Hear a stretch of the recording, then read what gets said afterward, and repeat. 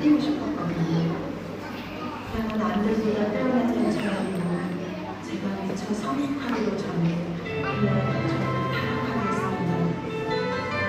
잘 망가진 인생은 저 소박한 꿈을 깨우지 못하고 저는 삶을 포기해버리고 말았습니다.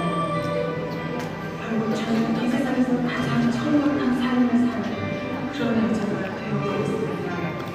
막다름의 창문 이런 저를 너무 본격적이게 해주지 않았어요. 그분이 어느 날 그분이 제 삶을 바꿔주셨을 때 저는 이전에 그분을 만난 적이 없었습니다. 그분이 마치 제 과거를 모두 알고 계신 것 같았어요. 그분은 찢겨지고 황폐해진 제 인생을 어루만지시고 안아주셨어요. 그분의 그 사랑은 저를 모든 상처와 실수를 잘 이해해주셨어요.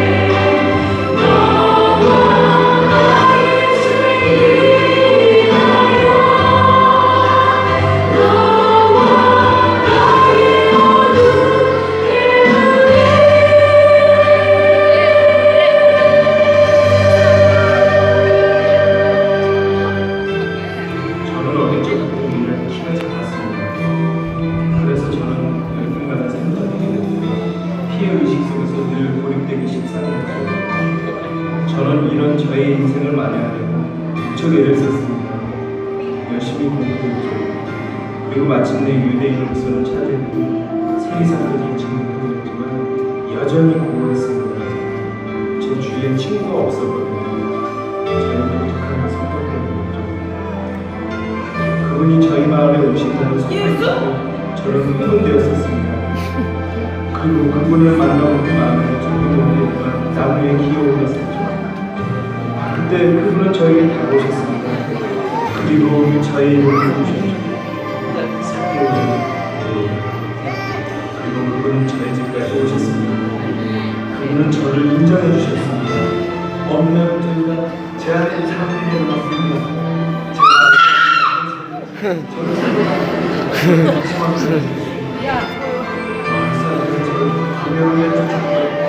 저는 진짜 버려진 사람입니다. 저는 생각하고 있던 그 세계에서 떠나고 저는 다시 정착하고 한국에는